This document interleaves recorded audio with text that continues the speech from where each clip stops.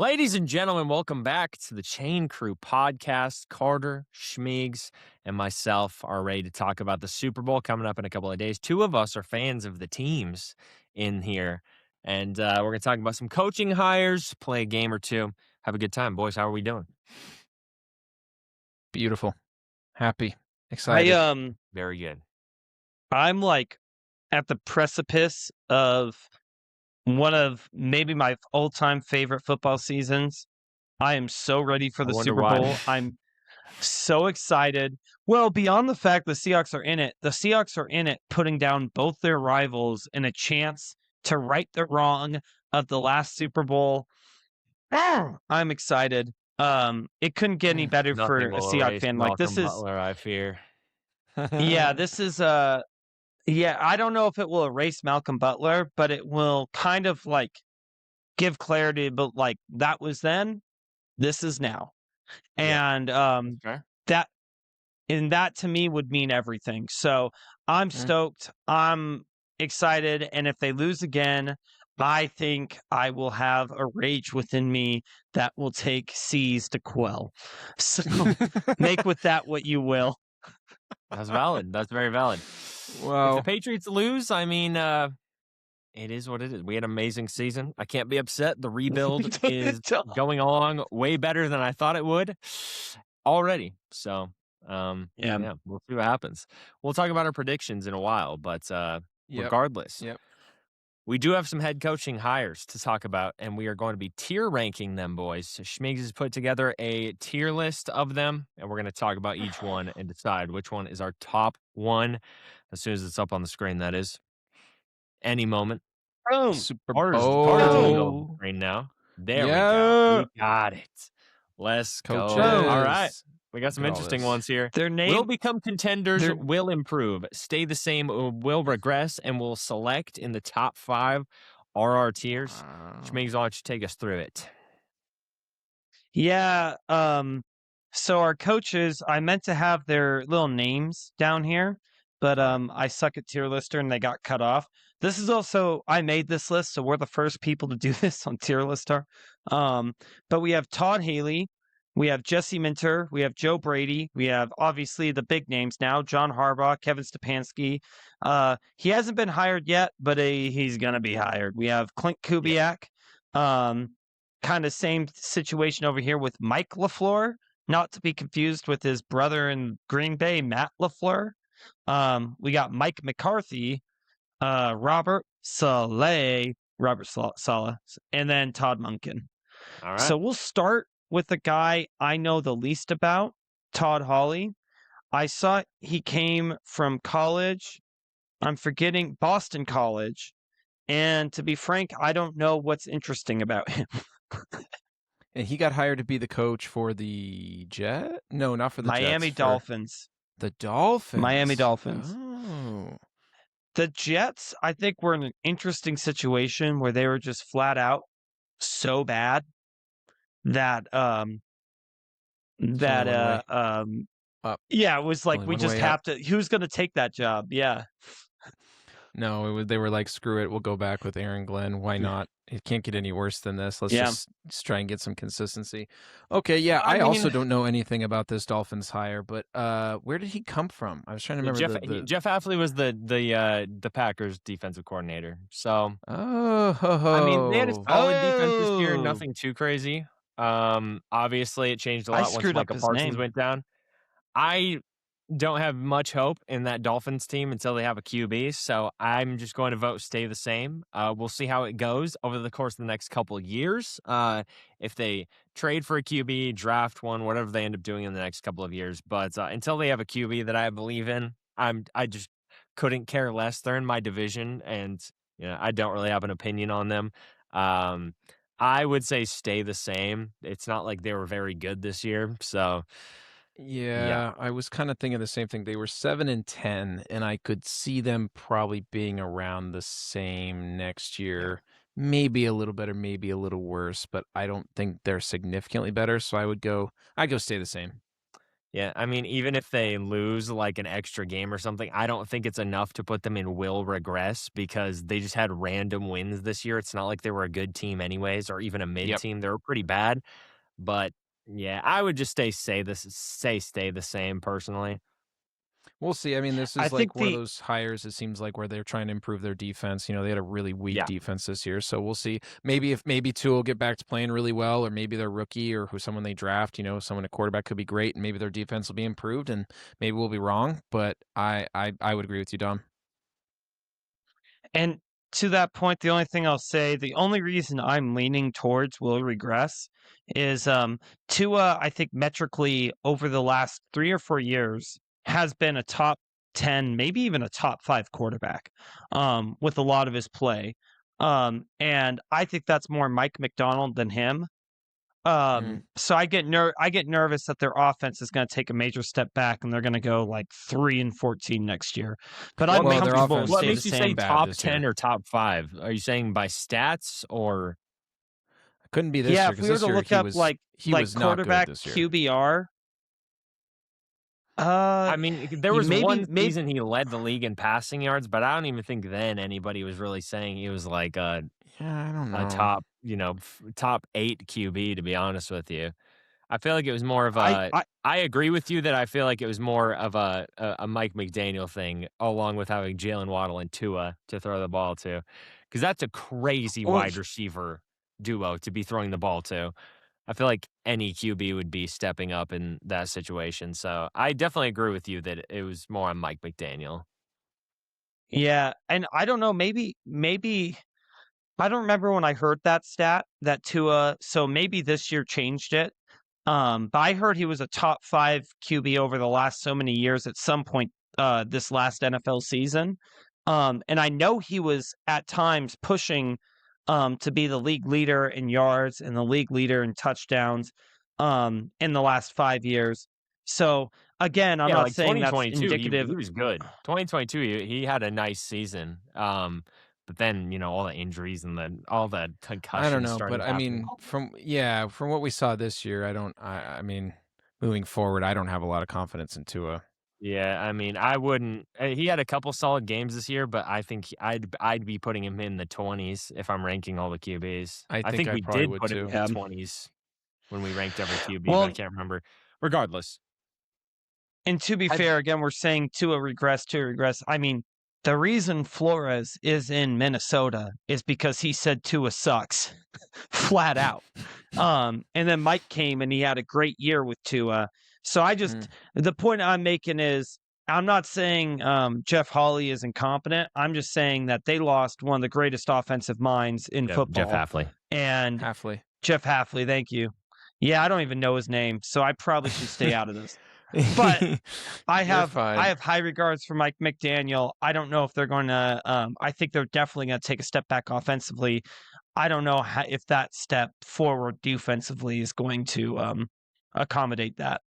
That's a great point. I'm down with will regress or stay the same. We'll do stay the same just because I'm the one being a shitter here, but I would just want to make my points clear. No, it's okay. I appreciate your points. And who's the next coach on the list? Remind me of Jesse his Minter. name. This is Chargers defensive coordinator, now the Baltimore Ravens head coach. Oh, I want him here. I think he's the best hire of the group. Hot take right off the top. I would probably agree. I would probably agree. Wow. Jesse Minter, to me, what I love about this hire is first off, he's Mike McDonald 2.0. He succeeded Mike at University of Michigan. The way he used Derwin James, and Derwin James said he was one of the best defensive coordinators he's ever had. He called him an alpha, which I think is good stuff. And what I like about this hire is that the way he used Derwin James, the way he used that Chargers defense, to me is really reminiscent of the way Mike McDonald used Kyle Hamilton in the Ravens organization, and now is using Emin with the Seahawks. I think he's going to fit seamlessly into this Ravens team and rebuild that defense back to what it was under McDonald. And Lamar can handle the offensive side. Wow. I've seen he's coached in Notre Dame, Cincinnati, Georgia State. he was actually with the Baltimore Ravens from 2017 to 2020, went back to college, was at Vanderbilt in Michigan, and then the Chargers, and now at the Ravens again. Looks like he's coached at a lot of defensive universities and teams, and got a lot of experience on the defensive side of the ball. I'm interested to see. I mean, we love Lamar, and we all picked the Ravens to be amazing this year, and then we saw that worked out. I think they'll definitely improve. Being contenders, I'm not super confident in, but I'm okay if you guys are that confident you want to put them there. I'm all right with it. I mean, I think the Ravens are contenders every year, regardless, because of Lamar Jackson, Derrick Henry. Yep. I mean, they don't have the greatest offensive weapons outside of that. Zay Flowers is good. I wouldn't say he's great or anything, but defensively, Roquan Smith took a step down this year, but I feel like with a defensive coach like this, he might step back up. Before this year, he was one of the best linebackers in football, if not the best, along with Fred Warner. And then obviously, Kyle Hamilton, they got Nate Wiggins, they have Marlon Humphrey still. They have some really good pieces on defense. I think this guy's going to be able to capitalize on that big time. I think it's a great hire, personally. This is super random, but I think the Ravens need a wide receiver 1, and I think it'd be sick to see Ayuk go there and ball out and be a Brandon Ayuk's a monster, dude. He just needs to decide to, I don't know, do his job. Play football. Yeah. When we were talking about him being injured, not being with the team the other day, and I was like, yeah, literally, I don't know where he is. He might not even be in Sanford. Where he's at, brother. Yeah. Where in the hell to is that point, before Carter brought up Ayuk, back to your point, Dom, some of these guys, this list is a little tough with the will become contenders kind of thing. Because some of these guys are inheriting really good rosters, and some of these guys are not. So it's kind of... Yes. Yeah, totally. I agree. Who's next? But with that, we got Joe Brady. Oh, and he was the guy who was the offensive coordinator for the Bills, and now he's the head coach. Yeah. What do we think about him overtaking McDermott? I'm going to be honest. I don't like the McDermott fire. I think I talked about this on the podcast before, but for me, if you're going to fire McDermott, you need to fire the GM as well, because the GM is the one in charge of drafting these guys. And after that absolute abomination of the talk they had the day afterwards, where they were trash talking Keon Coleman. Yeah. Say what you will about the guy, awful wide receiver, but when he's on your team still, what are you doing talking about him like that? But I think if they were going to fire the head coach, you got to clean house, or keep McDermott and fire the GM. Simple as that. They've had awful drafts. Ever since Josh Allen was drafted, they've drafted 2 Pro Bowlers. That is it. Obviously, doesn't count when, you count for the Stephon Diggs trade. He was amazing for them. But speaking about just players they've drafted, only 2 since then. Awful. With that being said, I mean, they're still contenders, but they're not going to become contenders. They already are those. Yes. So they're not, and I don't think they're going to regress. So I guess stay the same. I was thinking I would put them in. At the end of the day, you got Josh Allen. When you have an elite, top 3, top 2, top 1, whatever you want to rank him, QB, you're going to be a contender regardless. So maybe we put another tier in where we say stay contending or something like that. Just so it's a little less confusing, where certain guys aren't the same. I'm gonna change this instead to will improve dramatically. Okay. Right. Okay. The Ravens went 9-8. I see them going 14-3 next year. I like will regress dramatically. I won't disagree. How does that sound? That's great. I still think, because we're tier ranking these, I feel like we should still have a contender who's already a contender be at the top, if that makes sense. Am I crazy here? Because otherwise we have the Dolphins and Joe Brady on the same tier. I don't know. Well, I think we're ranking the higher. That's what I think we're doing, is we're ranking the higher. Not how good the team's going to be. I think how do we feel about them hiring who they hired? Do they think that the team... if we believe the Buffalo Bills, because that is by far the best roster, like the Bills and the Ravens, if we want to make a tier that's like elite roster, you can't screw it up, I'm comfortable with that. But to me, I just think I'm it's kind weird of in to the have. same. I just personally think it's weird to have stay the same, and there's a team that's missing the playoffs and a team that might make the Super Bowl on the same tier. It just doesn't. In Well, a tier list, it just doesn't make sense to me. But I mean, that's the reality, right? Is these guys fired a coach that took them to the divisional round. True. Like stay the same for them is, do you think they're going to the divisional round, or do you think Joe Brady is going to kick them over the edge? Like the Bills are there.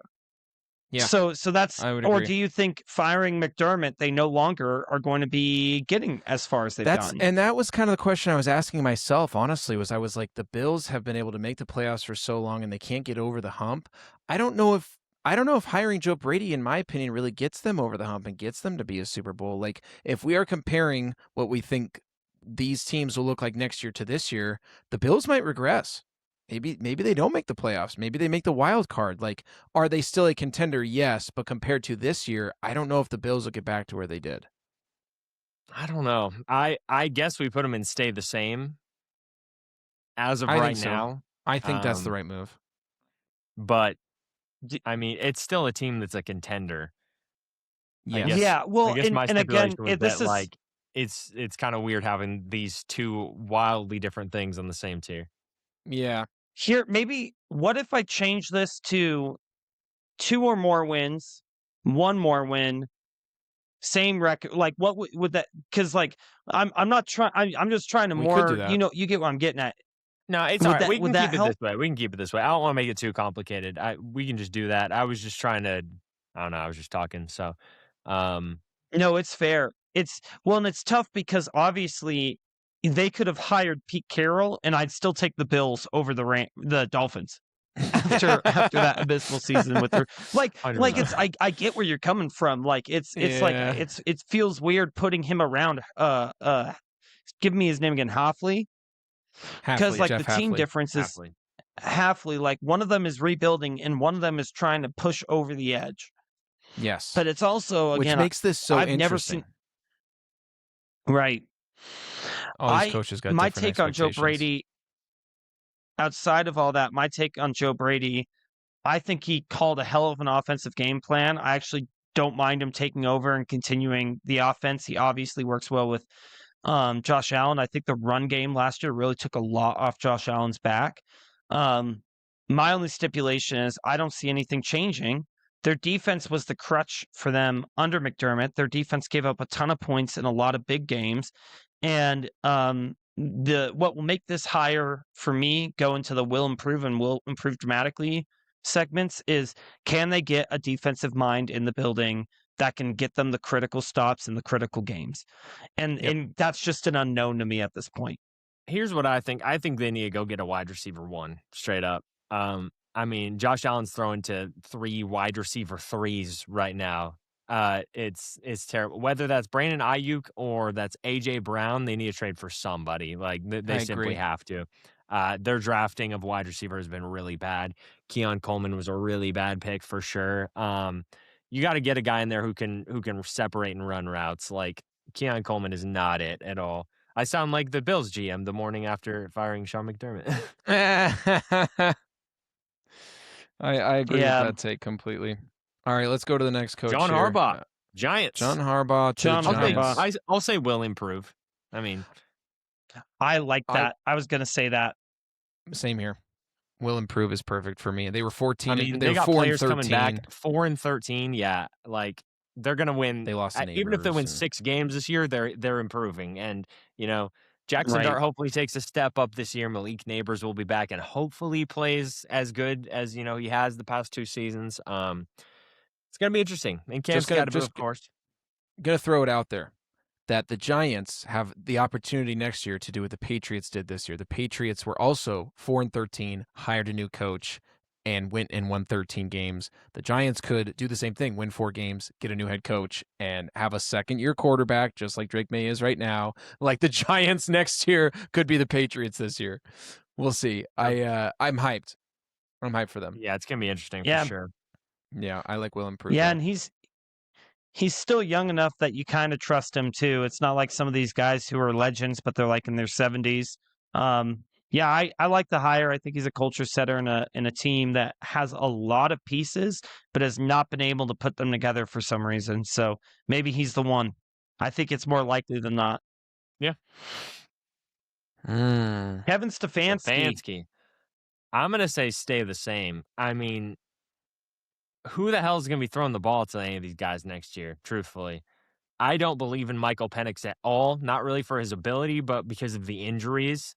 He's had so many awful injuries dating back to college. I just can't believe in him. So when you don't have a QB, I don't think the team can go very far, even if this is a super big upgrade at, coach. I just don't see them going very far unless they have a QB to get all of these weapons the ball,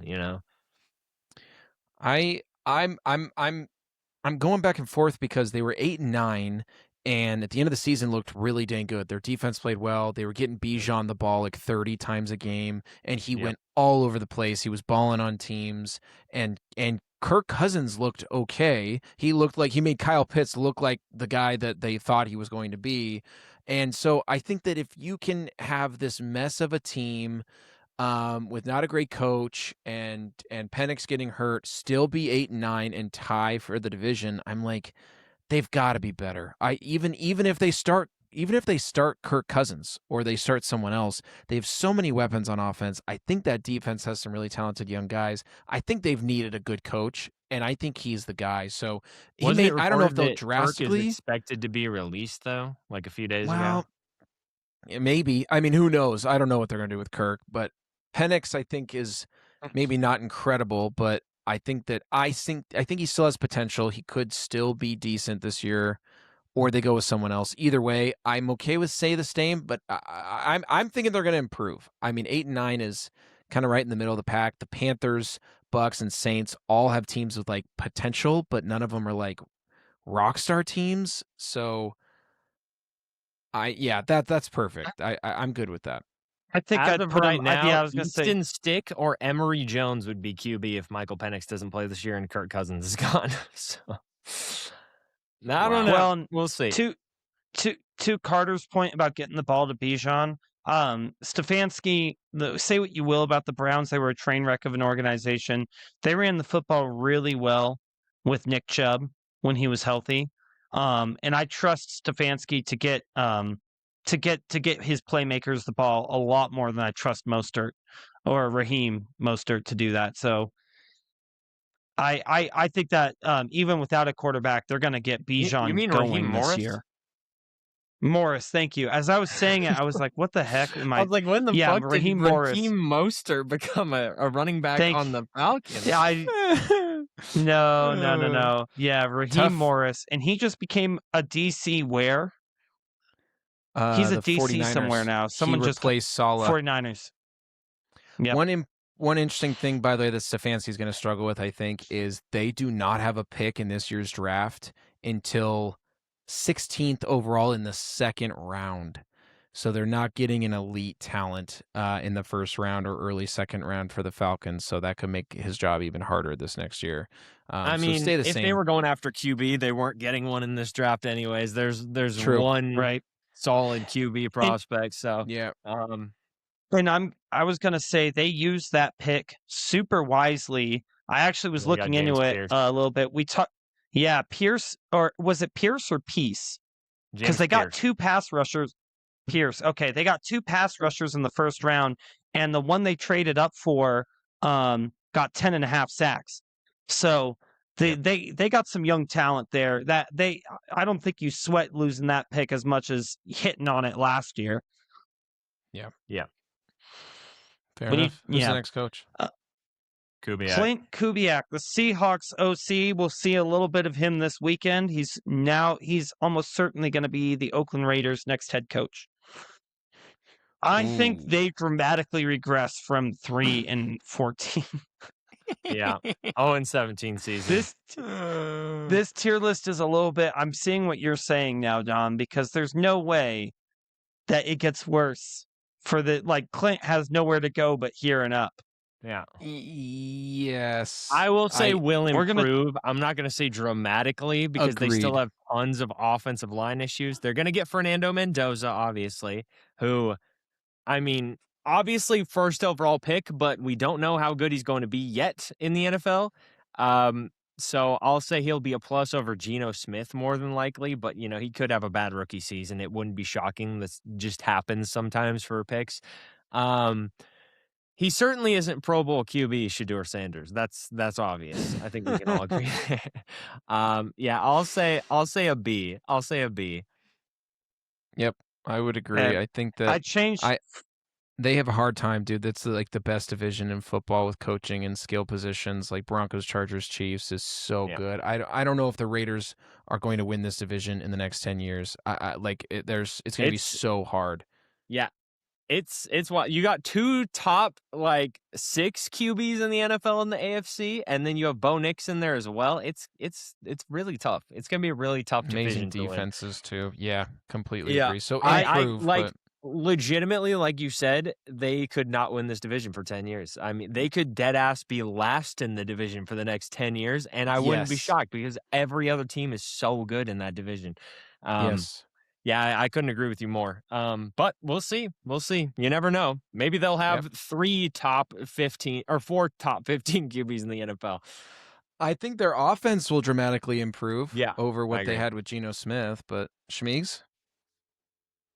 Yeah. That's what I was going to say is I think what Clint Kubiak does as well as anyone in the league is he runs the 21 personnel, like the Seahawks running 21 personnel to set up the shots outside has been incredible. I think he can do anything. I mean, the Saints team was really competitive under him, had a really high scoring, especially goal line offense under him 2 years ago. I think he can set up any formation, any team for success. But I trust him to use all of the weapons, not just Brock Bowers, not just Ashton Genty, but I trust him to get Michael Mayer involved. And that's pretty much it. I mean, probably. What's that? Probably not Ruggs. Probably not Ruggs. I was gonna say they have that one. They have that one speedy wide receiver, but his name's eluding me. Trey Tucker. Help me out. Yeah, Trey Tucker. Yeah, I trust him to take shots to Trey Tucker. But like you said, it's a tough division. If you would have asked anyone though. I think part of the reason he deserves to be here, if you would have asked me at the start of the season, if I think Sam Darnold, Jackson Smith-Njigba, and the Seahawks O-line would be a top 10 offense, I would have said no. So he surprised me this year. He might surprise me again next year with what the Raiders have. I like that. Fair enough. And this is the new, this was the Rams OC, right? What's his name? This is Mike LaFleur. Yeah. Where'd he get hired to? He is going Arizona Cardinals. Arizona. Ooh. I actually think that you leave him at C or D. I have zero faith in the Cardinals. I don't know if Kyler's still going to be there. Their defense is awful. Kyler's a Viking.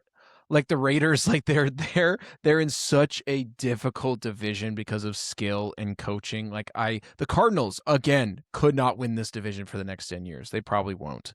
I just have no faith in this team, unfortunately. So I put him at C or D. Yeah.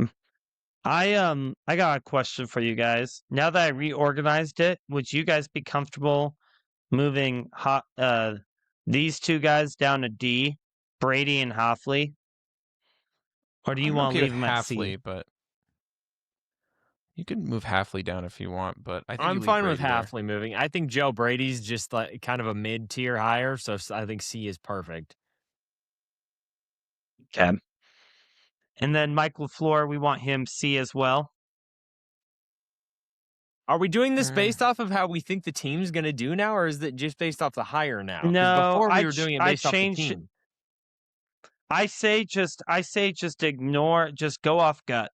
right? How you think the team's going to do, how you think, the criteria before was kind of weird. If you don't like him, you don't like him. Like if you think long term this is going to cause pain to the franchise, it's the Cardinals themselves. It's a bad team. Yeah. It's a bad Yeah, well, team. and that's no just QB. That's the tough thing about this is I think we are all biased to believe we believe more in the Ravens than we do the Raiders or the Cardinals. You could if the Cardinals had hired Stefanski or Harbaugh, I think we'd still probably be saying, are the Cardinals really going to have a shot to win this division? No. Are the Raiders really going to have a shot to win this division? Right. No. Like the coaching can only get you so far. So I think it's a little bit harder to gauge in that way. It's good that these teams have hired new coaches. I think that is good no matter what. But are the teams going to significantly improve? If that's what we're asking, then I think that our ranking right now is probably accurate because I don't. Can I think just we believe point the out Cardinals or the that Raiders. Matt LaFleur is just way hotter as well? I He think is. that also factors in. It's not even close. To that point, I know we're saying Raiders aren't going to win. I'm not going to bet money on it. I trust the Raiders with Clint Kubiak significantly more than I trust the Cardinals with Mike LaFleur. Well, yeah, I mean, but the Raiders have a much different experience going into the season. They have the first overall pick. They've got talent. They have some talent on offense. They got Genty, they got Brock Bowers. It's definitely much different wavelengths and ends of the spectrum for these two teams. Cardinals if the Cardinals had the number one overall pick. Yeah. I think to that point, I don't know what you're getting. Sorry, Carter, one sec. I don't know what I'm getting out of Mike LaFleur because Shanahan runs that offense. I know what I'm getting out of Clint Kubiak because he is the guy who runs the Seahawks offense. Mike McDonald doesn't touch it. So it's I attribute all of the Seahawks offensive success to Kubiak. I'm not sure if Mike's just kind of riding Shanahan's coattails on this hire, but we'll see. Do you mean McVay? Because he was McVay, yes. Yes, I meant McVay. After that, though, we got Mike McCarthy, and I'm not going to lie, I would put this in C. I would say I like it. F. Offensive-minded coach. He's helped develop some good QBs in the NFL. If the Steelers can get a QB to develop, I think there's a chance that they could do some interesting things. Obviously, this is a team that's getting pretty up there in age. And we'll see if Aaron Rodgers sticks around. Who the hell knows at this point? He could literally run for prime minister, and I wouldn't be shocked. He's an absolute weirdo. Don't know what he's going to do. But if they can get a young QB, I feel like they could maybe develop them with Mike McCarthy. He has a good track record of developing QBs. So I don't think it's a goated hire or a bad one. I think it's a mid-tier one that could end up being decent. So I'd say C. So to that point, I think this is something interesting worth bringing up because if you look at any Steelers page, they believe Aaron Rodgers will stick around one more year, but they also are not interested in drafting a quarterback. The Steelers have a quarterback on their roster who won a championship and had identical stats nearly to Fernando Mendoza this year, who will be the first overall pick. And that's Will Howard. Different wavelengths, though.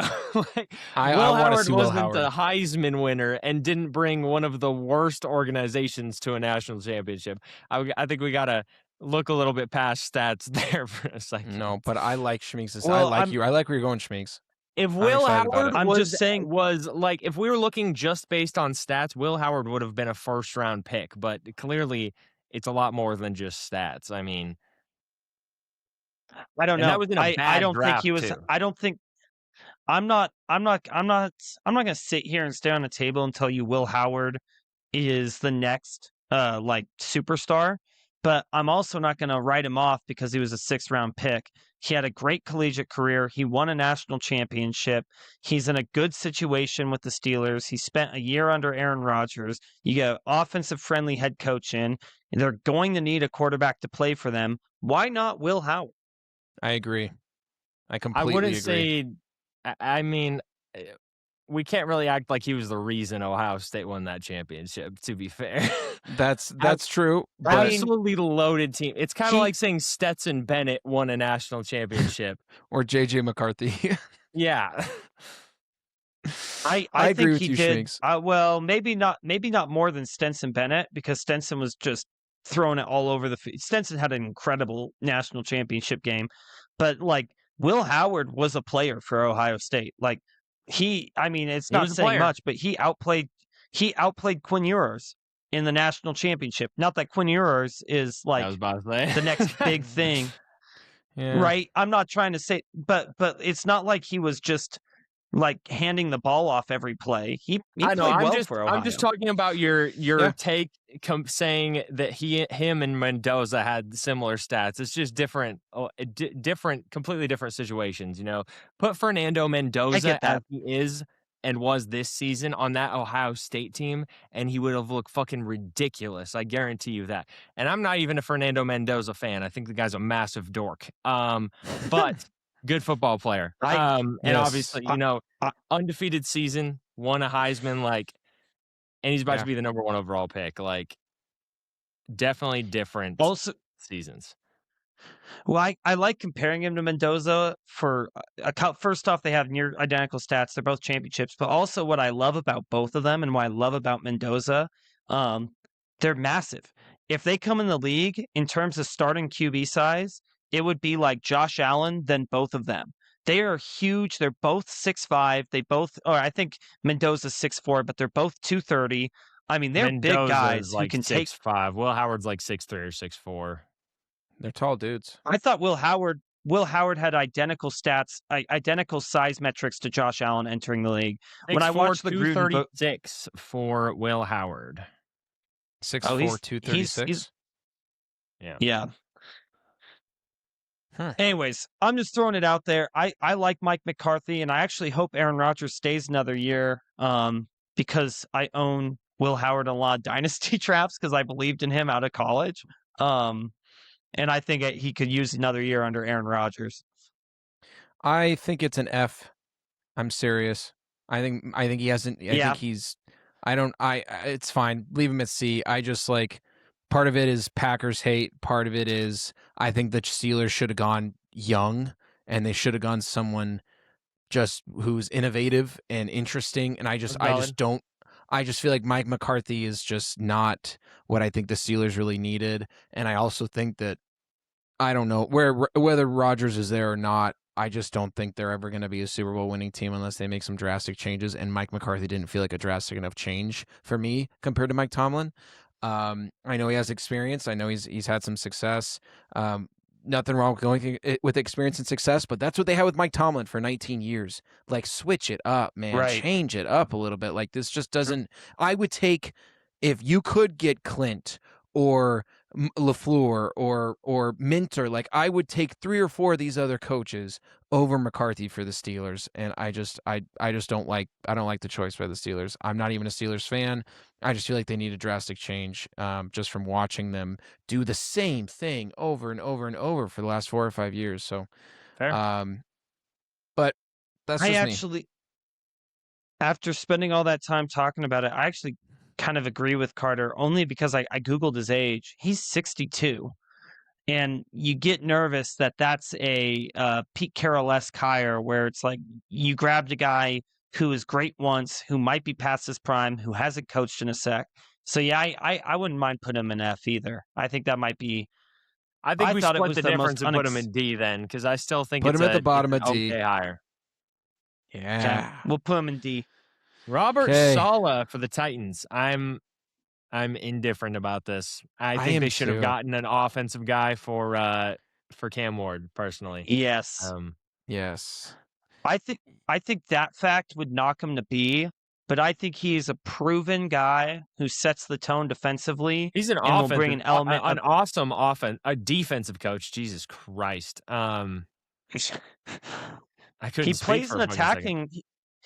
He plays an attacking offensive defense, if that's what you're referring to, for sure. I feel like the Titans And again, this is another team where it's like they're the bottom of their division, but we have seen them at least in the last couple, like 4 or 5 or 6 years ago, were competitive. The Jags looked amazing at the end of the year. The Texans still have promise and great coaching and a young quarterback. The Colts had promise this year until they lost 7 straight. Like, I don't know. I think it could be a long time before we see the Titans compete for their division, but I think it's still a good hire, even though I would agree. I think they should have gone with an offensive guy. So we'll see. And I don't know how his draft like experience has been. Like, I don't know if he's gonna be able to find some amazing dudes to hype up their defense and make them look better. But I also don't know if their offensive coordinator is really the guy. Like, are they gonna have an offensive mind that can mentor Cam Ward and do something creative? Like, I want to be excited about Cam Ward and the Titans. I just think we need to see a lot happen first. So I'm okay with B. I think they'll be better than 3 wins this year, but I don't know if it'll be much. Also, it's worth noting, I actually looked this up. Of the 8 teams, of the final 8 teams, there was only one coach that didn't call plays for offense or defense. That was the head coach. Can you guess who that one is? Of the final of everyone in the divisional round. Who didn't call plays for what? The offense For or the either the defense? offense or defense. Vrabel. Yeah. Vrabel, and he made it all the way to the Super Bowl. But Wow. not in Vrabel's the exception of the rule, but what I think we saw a lot of this year, you see it in the Vikings with Flores and KOC. You see it with Seattle with Kubiak and with McDonald. You have Shanahan and Saleh. You have, Shula and McVay. Is that you get a genius on one side of the ball and you hope you hit on a coordinator on the other side. So for that reason, I love Saleh because I think he's going to set the tone on one side of the field, and from there it's just go get an OC you trust. All right, I'd say put him in B. I'm okay with that. I'd say C personally. How about top of C or bottom of B? I'm perfect. Fine, top of C. Monken. I don't like this at all. I'm gonna be honest with you. I don't think he's a very good offensive coordinator. I don't really know why he's going to be a head coach, but point stands, he is the Browns head coach. Very Browns thing to do. I don't know, man. I don't see them improving. I don't see them doing worse, because how can you do much worse other than go 0-17 or something? I would say it's a D. I would put it in D. I would be okay with D or F. Again, this feels like I felt like an organization that needed to make some exciting or drastic changes or go with someone younger, or someone who can like mentor a young coach or can at least like communicate with a young kid. Like, I just don't know if our Todd Monken and Shadur Sanders going to be able to vibe. Like, I just don't see that vibe working out super well. Like, 6'7", by the way. You see Stafford an old man and a kid being able to vibe. You see Stafford and McVay laughing and joking. They're on the same page. They got a great vibe. Like, you can tell when quarterbacks. Well, I mean, Stafford's 100 years old, to be fair. Okay. I was going to say Stafford and McVay, to me, have never gotten along. This is not the point. This is not the point. The point is, you said they get along, and I'm saying I don't think they do. I think that they do, and I think it's evident when you see he gets excited about a play call he made, and Stafford throws a great ball. I want to see, like, you need that something with your young quarterback. Like, you need a coach. Matt Stafford's veneers bother me, and that's all I have to say. I have never seen Matt Stafford, and I've watched all the post-game pressers because I'm sick for watching. I've never seen him say something nice about Sean McVay and vice versa. If anything, on the mic'd up, if you go and look at the mic'd ups, he actually, when he was mic'd up, told Sean McVay to shut up, and it sounded to me like they were not close. No, I think Why are you saying yes like I'm a... Because I've seen the same thing. I think it's because what is it? You get in the heat of the moment, man. You do. Yes, I mean, an iron. What is it? I've seen Steel other sharpens coaches. steel or whatever. Like there was that shit with Liam Cohen and Trevor Lawrence earlier this year in this very season where Liam Cohen was yelling at him and Trevor Lawrence said "shut up" or something like that while he was on the field. That was in like September or some shit. Just shrugged him off completely, and they seem to have a good relationship.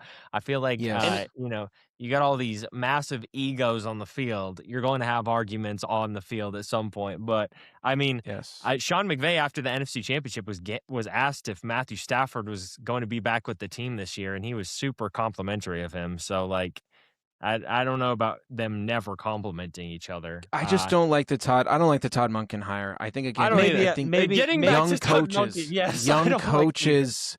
Unless you have someone who's really, really experienced with success on one side of the ball, I think that I don't know.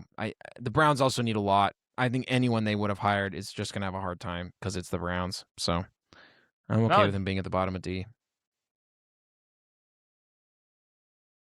Yeah, I mean, we talked about the Rams. I'm curious if he can get Shedeur going. That could be a fun team because they seemed like they hit on a lot of picks last year. But yeah, it's probably going to be ugly.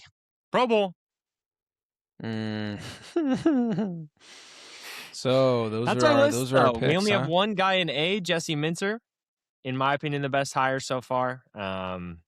Easily. We'll see how it goes. I am nervous. I think the Ravens could easily overtake and I mean, we said they could be champions this last year. I'm already looking next year and think they could be champions next year. I mean, I agree. I mean, at the end of the day, it all came down to injuries this year and stuff. Like, none of us saw Nnamdi Madubuike having maybe a career-ending injury. We still haven't seen him, and he had that neck injury that he never came back from. Lamar Jackson obviously got hurt. It was a team that probably would have been a contender this year, but everything went wrong for them. So, with a better, in my opinion, head coach so far, what the hell are you doing? With a better head coach so far, I think they'll do better. I really do. I really do. And what I love about Minter is that that's a team that without Madubuike, let's be honest, their best pass rusher is Kyle Vanoy, who's an ancient ex-Patriots player. I mean, it's not like they have a ton of depth on that D-line right now that can get after the quarterback. Getting a guy who can scheme up blitzes, who can scheme up four-man rushes, that can go and confuse the offensive line and get free rushers is going to be huge for this team. True. True. We'll see. We'll see. All right. We need to talk about the Super Bowl. Bring up the Super Bowl page. Carter. Let's talk about it. Okay. Carter has stats. Yes, he does. I've got a whole bunch. Do you want me to show them to you? You want me to read them to you? Show them. Read them to me. Okay, show read them. Read them. Dom read was them. right. No, go ahead. I don't care. Pick one of them. I'm going to read them to you. Okay. The stats matter, boys. Here are some interesting statistics about the Super Bowl, the history of the Super Bowl, and specifically these teams, the Patriots and the Seahawks. We're going to talk about the Super Bowl and both teams in general, and then I'll get specific with Patriots and Seahawks. Can I say one thing before you start? Did you see that interview that Mike Vrabel had where the lady... I don't know. No, it wasn't a lady. My bad. It wasn't a lady. But a reporter was like, "Do you consider this a must-win game?" Yes. Yeah. You have my question. That has to be a troll, right? Like, there's no way someone was like, I don't know. It's funny as hell. Oh, this is an intelligent question. Yeah. Terrible. Okay. But I like to win games or lose games. Yeah, do you want to win the Super Bowl or do you just want to do your best? Yeah. What was the most funny about it was Vrabel's answer, I think, was something along the lines of he was like, well, I try to win every game I play. It wasn't like, no, duh, it's the Super Bowl. It was like, yeah, I try to win every game. Like, he was so professional about it. That was what made me laugh. Yeah, he was nice about it. If they asked like Russell Westbrook that in the NBA or something like 5 years ago, it would have become a viral meme of his reaction. Okay, boys, here we go. Again, the numbers, the statistics for the Super Bowl, these things matter. Some interesting just things I found as we're tracking how the season went, how the Super Bowl might go based on things that have happened in the past. JJ McCarthy not in it, yes. He's never been in it. Isn't it crazy? Shut up. Not a single interception thrown by him in the playoffs this year. Shut the hell up. Peculiar. Shut up. All right. Crazy. Both the Patriots and the Seahawks did not lose a game by more than 7 points this year. This is going to be the first Super Bowl matchup since 1981 between teams that had a preseason Super Bowl odds of 50-1 or more. It'll be the first Super Bowl since the 1970 NFL-AFL merger between teams that ranked in the top 4 in both scoring offense and scoring defense. That's how amazing both these teams have been on both sides of the ball. First Super Bowl matchup to ever feature 2 starting quarterbacks and 2 head coaches who are in their first or second seasons with their teams. So a lot of really interesting and unique things that we're going to see that have never happened in a Super Bowl. Drake May will be the second youngest quarterback ever to start a Super Bowl. He's 23 years old. Yep. Couple interesting things about them. Yeah, he's about 30 days older than Dan Marino was. Dang. So Drake May he is first in EPA per pass play on attempts of 20+ yards downfield. Sam Darnold is second. So they are both amazing at throwing the deep ball. Specifically, getting into Darnold and the Seahawks first. When Darnold has a clean pocket, he is third in EPA per pass play. But when he is pressured, he drops to 28th per pass play. The biggest discrepancy for any quarterback in the league this year. Damn. That's my quarterback. However, in New England's 3 playoff games, Drake May's pressure to sack rate was 45.5%. He's been sacked on over 16% of his dropbacks, the second most for any quarterback in a postseason this quarter century. So in the last 25 Let's go, Will years, Campbell. We love he's you, getting Will. sacked and pressured like crazy in the playoffs. We love you so much, Will. To go along with that, the Seahawks are the 6th best team overall, according to DVOA, 6th best team ever since 1978. In 48 years, they are the 6th best team. We're in the top 5. I don't know. I don't know. Look it You're up. just making this shit up? No. The Seahawks have the best run defense in the NFL, according to DVOA. I know. I just was interested in who the top 5 were. I'm sorry. I don't know. It's so okay. We can look it up. Mike McDonald They're actually all Patriots team. The 2007 Patriots are probably in there, yeah. Probably. Mike McDonald is the 3rd youngest coach to make his first Super Bowl appearance. So we have the 2nd youngest quarterback ever to make a Super Bowl for the Pats and the 3rd youngest coach ever to make the Super Bowl for the Seahawks. Really unique things for them. So some really, really young guys on both teams making their first Super Bowl. The Seahawks lost 3 games this year by a combined total of 9 points, which is amazing. So some pretty crazy stats for both sides, and especially for the Seahawks. For the Patriots, a little bit more history to go over here, and a couple more strange specific things I found. They are the first team in NFL history to reach a Super Bowl after a 13-loss season. They so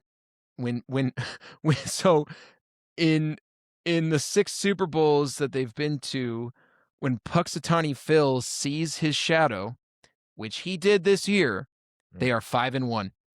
Let's go! Come on, Phil. It's a stupid stat. No, that goes crazy. You would love that if it was in the Seahawks' favor. You gotta couple believe. other crazy things. Josh McDaniels, your offensive coordinator, is coaching in his 10th Super Bowl. There's been 60, and he's coached in 10 of them. Yep. That's nuts. Yep. He coached in this is going to be his 7th with the Patriots. Where were the other 3? I don't know. Because I know we coached the... Wasn't when he was the head coach of the Raiders. No. They went to 3 in a row with him as the Raiders coach. Come on. Mike Vrabel is the 2nd human being ever to reach a Super Bowl as a player and a head coach with the same franchise. Go. I'm shocked he's not the first. Who was the first? I don't know. Patriots versus That's an Seahawks. insane stat to be the second. Why don't you have who the first is or the top 5? You're just here. I'm just giving you specifically Pat Seahawks stuff. I don't know what to tell you. Well, that's just. I know that's. It but is. that's nut. That is. It is nuts. When you said with the same team, I'm like, who else could have done that? Dom's googling it. I'm sorry. That's I am insanity. trying to Google it. It is insanity. Yes. So, no, I'm with you. I need to know who these are. Puxtony Sorry, Phil, keep going, Carter. Josh You're doing McDaniels, Mike Vrabel. We got some crazy stuff. There's a couple more coming up. Patriots versus Seahawks will be the 10th Super Bowl rematch in NFL history. 10th Super Bowl rematch. The winner of the first, so in the 9 previous Super Bowl rematches we've had, the person who won the first one, 6 of them also won the second one. So in the rematch, whoever won the first, they're 6-3 to win the second, which again favors the Patriots. Kobe. The Patriots have allowed I see. through 3 playoff games. Through 3 playoff games, the Patriots have allowed the fewest points since a team did it in 2000. And I don't know who it was in 2000, but they've allowed the fewest points. The Ravens or the Bucks, one of those. The Patriots right now have got a pretty stout run defense. They are ranked 7th in success rate against running backs, and on early downs they are 6th, which is interesting because the Seahawks run the ball at like top 10 in running the ball on early downs. So we'll see. We were number 1 at one point. And then the Patriots defense also right now pretty good against the pass, 3rd in EPA per pass play when they blitz, and 2nd per pass play overall. So the Patriots defense is peaking at the right time. And lastly, because they have so many Super Bowl appearances, this is kind of nuts. The Patriots are making history, whether they win or lose. They will become the team with the most Super Bowl wins. They would have 7 if they win. They're tied with the Steelers right now for 6 Super Bowl wins. So if they win this game, they're first in the NFL in history, 7 Super Bowl wins. If they lose, they become the team with the most Super Bowl losses in NFL history. Yep. They're tied right now for 5 with a team I can't remember. And if they lose, they have 6. Probably the Bills. The Bills have only been to 4. I was going to say, I don't think it's okay. I think they lost all 4 of them, though. It might be the Broncos. I think it's the Broncos. I think that sounds right. Yeah. Mike Ditka was the coach, by the way, the coaching player, which makes a lot of sense. I didn't even think about it. I love that. Yeah. There you go. So absolutely nuts stats. I mean, the Puxtony Phil one is so random, and I love that one crazy. So He's much. so correct too. He owns. Yeah, he actually owns. The young dude. I it's mean, like pretty cool. So much stuff. That groundhog could achieve so much. I mean, he's a respected meteorologist. Yep. He's actually wrong. We love you, Philly. 2/3 of the time. I don't know if you guys knew this. Puxtony Phil's predictions are only right 35% of the time. So he predicted more winter. We actually have a 2/3 chance of an early spring. Just so you know. Very nice. So that feels statistically almost unlikely. Like you'd think that should be 50-50. Maybe we've been misreading Phil this whole time. Oh, absolutely. We've been misreading Phil this whole time for sure. He doesn't miss. So I can't believe both your teams are top 4 in scoring offense and scoring defense. That is insane to me. That is so elite, and it makes me so excited for this. Gonna be a good game. And they've both had a lot of close games this season. So the Seahawks have had a couple blowouts, and the Patriots have had 1 or 2. But like against I was going to say teams, the Seahawks. Not to plug my team, but the Seahawks I think lead the league, and they had the most 20-point blowout games in the league this year. Yeah, I think so.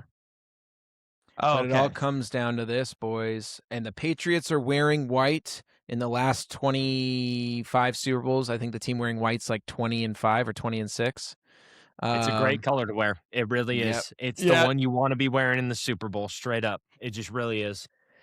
Yeah, it seems like at least the narrative is the Seahawks have been so insane on defense and are winning shootouts. They're dominating teams. They're blowing teams out. They're beating their division rivals in the regular season and the playoffs. And then you have the Patriots, whose defense is peaking at an amazing time. They've taken down the top 5 defenses in the playoffs, even though their offense hasn't scored a lot of points. Their defense has allowed so few. And the Patriots are playing in weather in all those games, and it should be mild weather in San Fran. I'm really interested to see. I was reading an article that said, like, the Patriots' run offense has not been that good, and the Seahawks have the best run defense in the league. So if the Patriots' offense are going to score, it's going to have to be explosive plays and Drake May using his feet. And if Drake May can get out of the pocket and make some splash plays or make some big runs, Patriots got a good shot. I think if they stop the run and contain Drake May, the Patriots are going to have a really, really hard time. Even if Sam Darnold doesn't play amazing, even if the Seahawks can't run the ball super well, I feel like if you contain Drake May, the Pats are going to have a really, really hard time winning this game because I don't think they'll be able to run the ball. We'll see. I'm excited to see. Sam Darnold, maybe this is Sam Darnold's pumpkin game. I seriously doubt it, but maybe this is the game he turns into a pumpkin and the Patriots defense goes crazy. Please. Like, I'm so excited because, like, after the conference games, I was like, there's no way the Patriots win this game. And now after reading through all of this, watching more videos, looking at the stats, I'm like, I actually really think this is going to be a close game and it could go either way.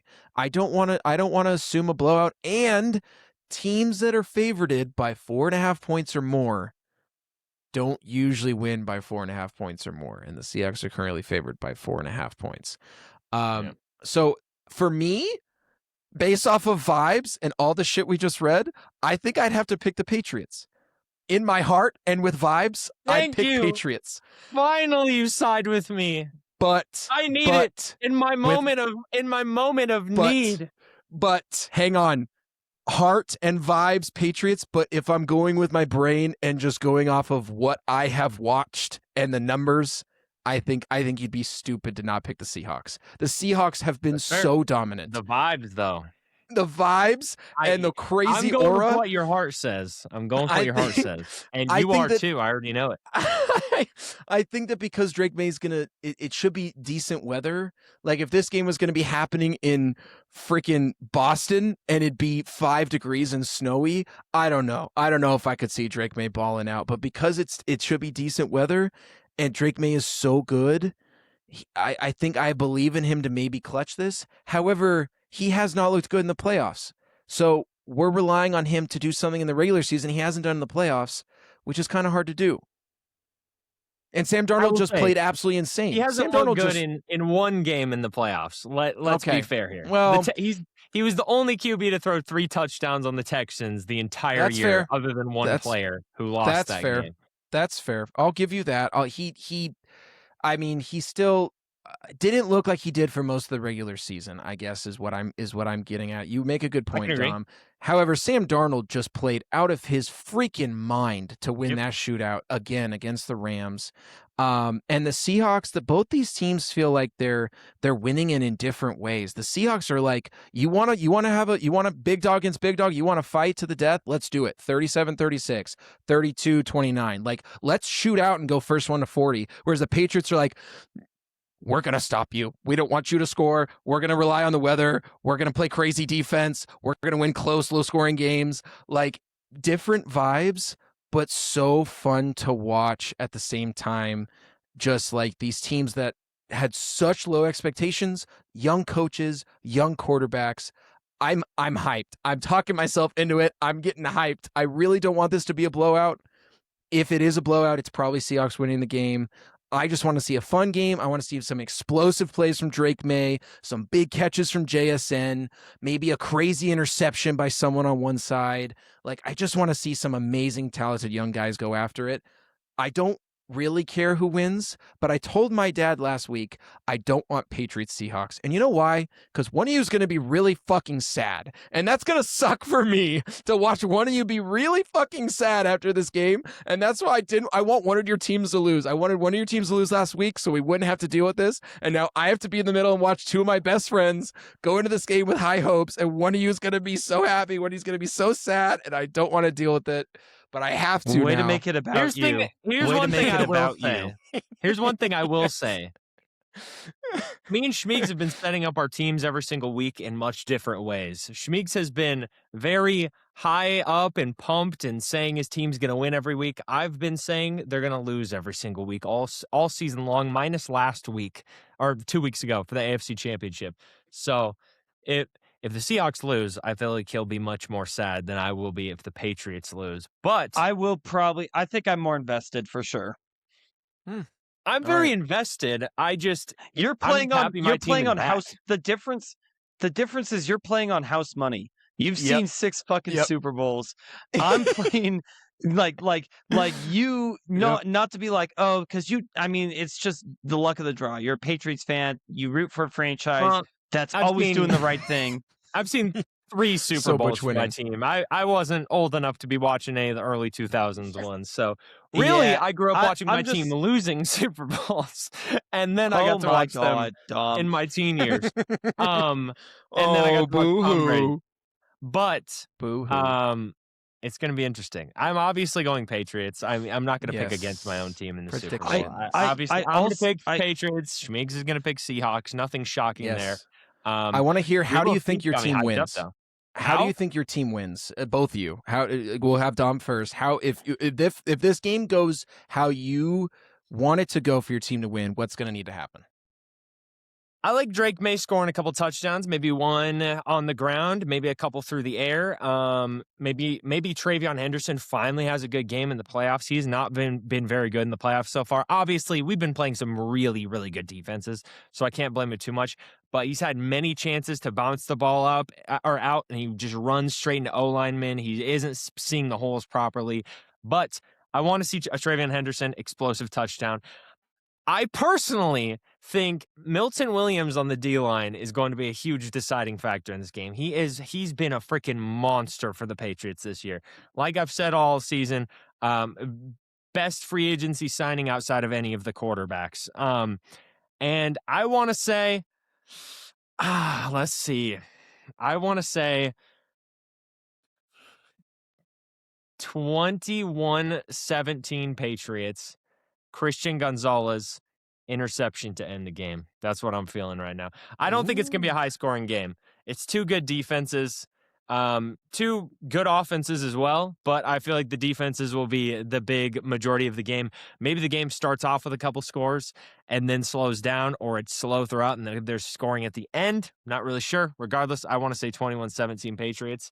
And Christian Gonzalez with a game-sealing interception. Maybe Milton Williams pressures Sam Darnold, gets the ball out of his hand. Christian Gonzalez picks it off. I don't know. That's going to be my prediction, though, with Drake May getting a couple touchdowns. I like it. I think we'll see. I think we'll see slow. I think we'll see a slow start. Both teams try and run the ball, defensive battle, and I think it'll open up in the second half. Yeah. Shmeags, what about you? For the Seahawks to win this game, what has to go right? Lord knows you guys are going to let me have it if I'm wrong. So I disagree with all. I think we talked about this early in the year. We predicted this matchup, I think like week 12, and I said 38-13, and I'm actually going to stick with that. And I say I think this game. If you're wrong and the Patriots win, you're getting lit into like a candle. Oh my God. I'll say this to you. But if I'm right, you got to sit and you got to be like, you're right, Nate. I overhyped my team. I literally won't show up to the podcast. See, that's the issue, Dom. I literally won't show up to the podcast. Dom, you can't be a bad winner and a sore loser. I'll let you be I said the Patriots would win by 4 points. I'm not sitting here saying that your team's going to get blown out. True. I said a close game. I made a joke saying that I was going to lie into you. You don't get to say, I'm going to let you know if you're wrong, and then be like, but if I'm wrong, I was just joking. Right? I'm just saying I don't think it's going to be a blowout. If the Seahawks win, I don't think it's going to be a blowout game. I think it's going to be a close Seahawks game win personally. by multiple possessions. Right, and I'm not saying that to be like if the Seahawks blow out the Pats, I don't show up. Yeah.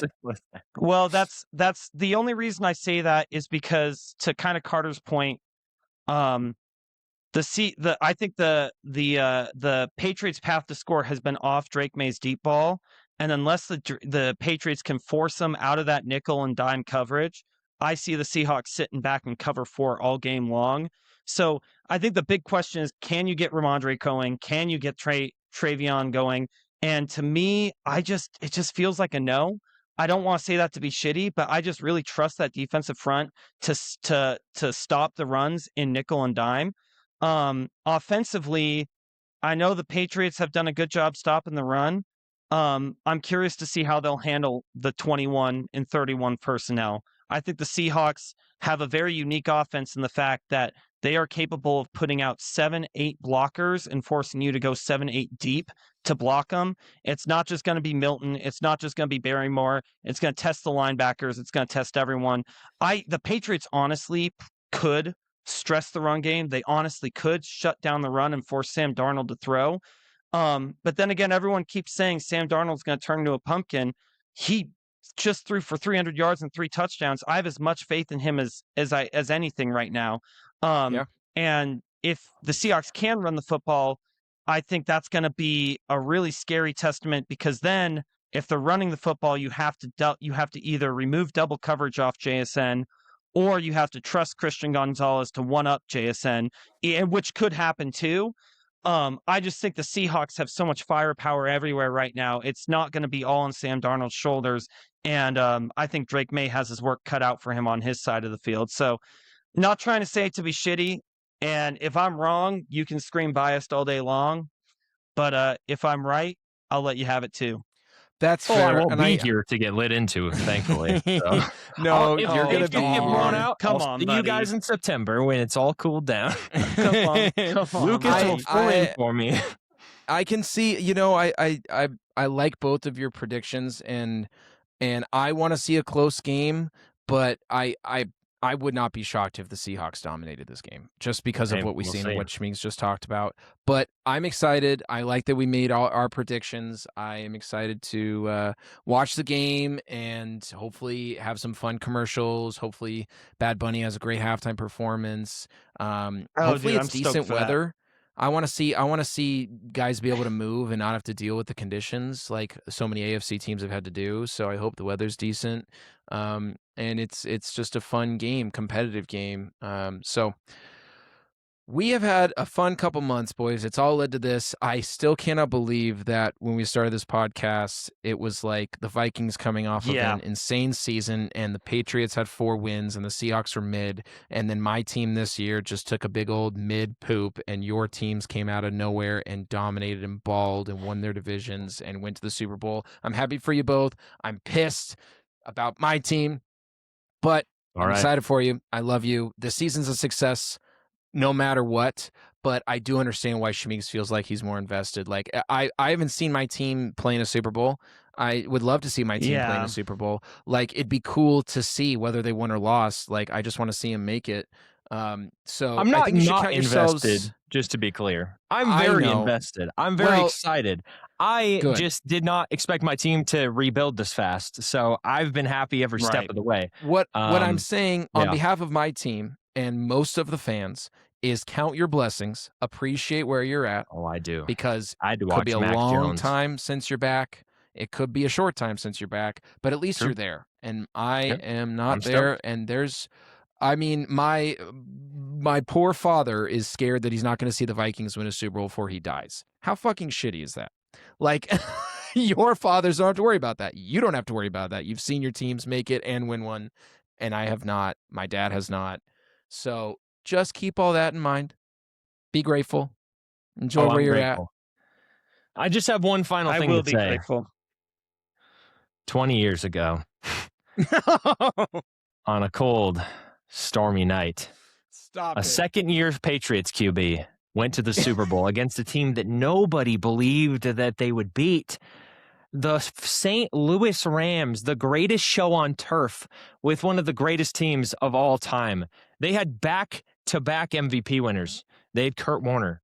They had Marshall Faulk, who I think maybe won it twice in a row. They dead-ass might have won 3 MVPs in a row. I can't even remember at this point. They were very good regardless. They had one of the greatest receivers of all time in Isaac Bruce on one side of the field. One of the greatest receivers of all time with Torrey Holt on the other side of the field, who's not in the Hall of Fame yet. They had an all-time defense. And somehow, someway, little Tom Brady, sweet little Tom Brady, before the plastic surgeries and losing his family, marched downfield. John Madden said, and I kind of quote, what Tom Brady just did sent shivers down my spine, because he brought them down the field into field goal range at the beginning of the drive. John Madden had no faith. He said, why are you going for this? Why are you marching down the field with your second-year QB to try and win it? Go to overtime. Tom Brady got him in range. Adam Vinatieri put it through the uprights, and it started a dynasty. This year, we have a second-year Patriots QB going against a team that nobody believes that they will beat, a hot team, a dominant team. And I believe we will do it again, but we'll see. I hope we'll do it again. If we don't do it, again, this is the last time you guys see me on this podcast. Actually, that's one thing I want to ask you is, we talked about this. You're saying, Dom, is like the hottest team going into the playoffs usually goes and wins it.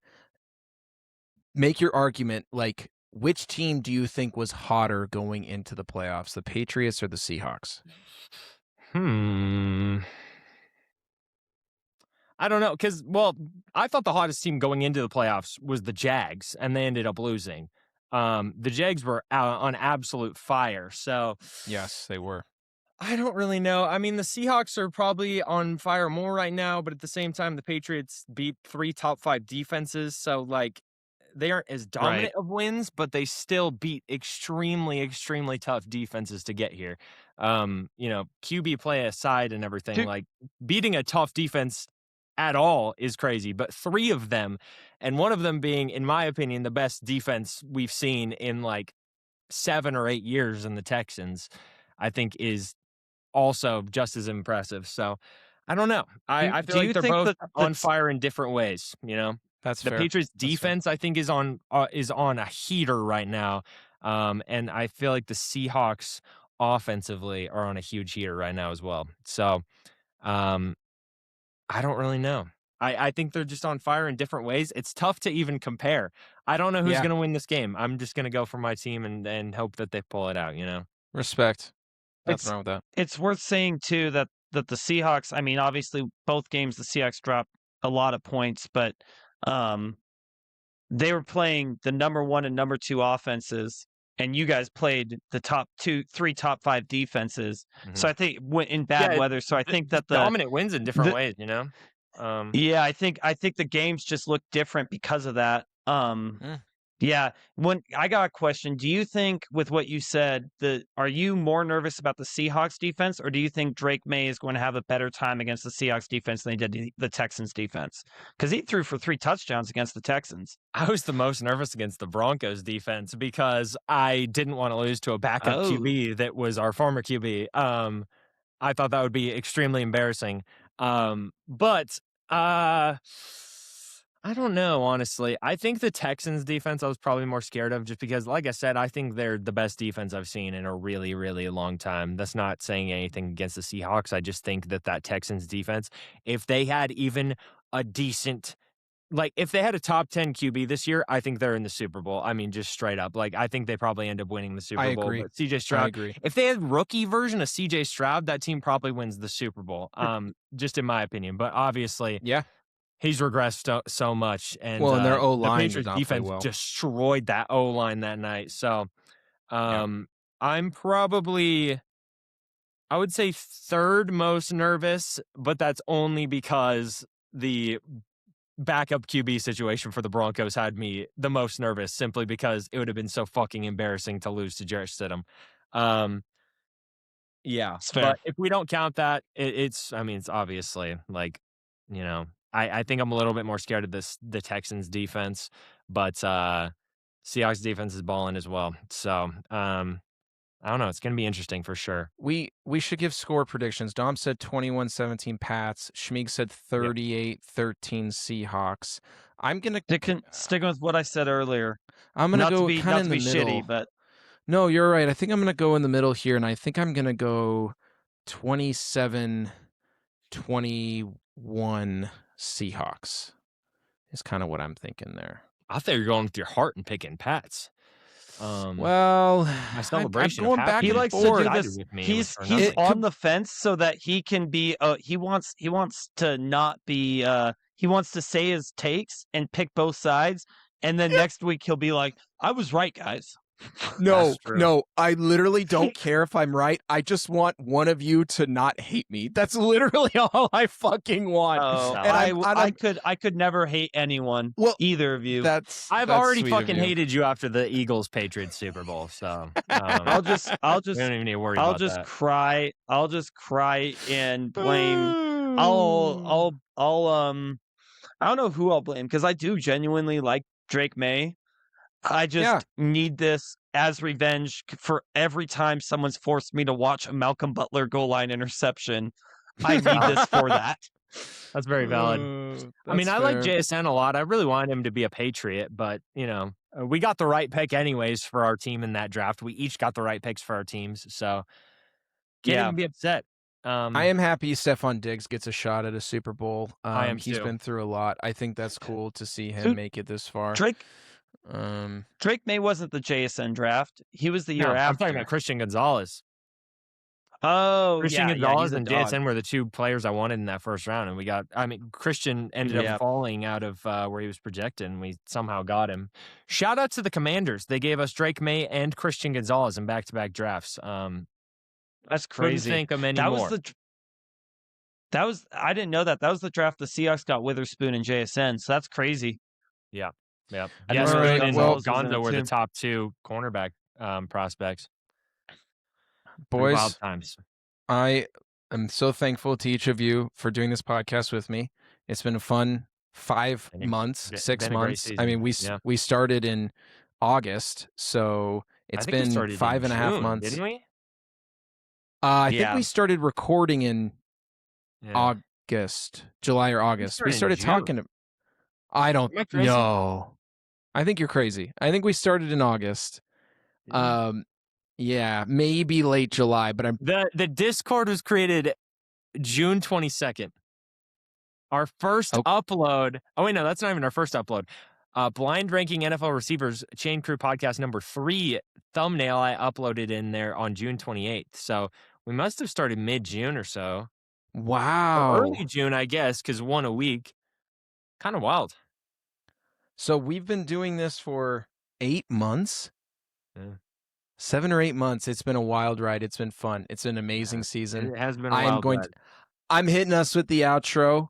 Be grateful that you get to watch football. Be grateful to your family and friends and your loved ones. And be grateful that you get to watch the greatest game on the planet with your best friends. We are so grateful. We're so blessed. We love you all. Enjoy the Super Bowl. We'll see you afterwards. Chain Crew signing off the 2026 season. 2025, 2026. 20? Yeah.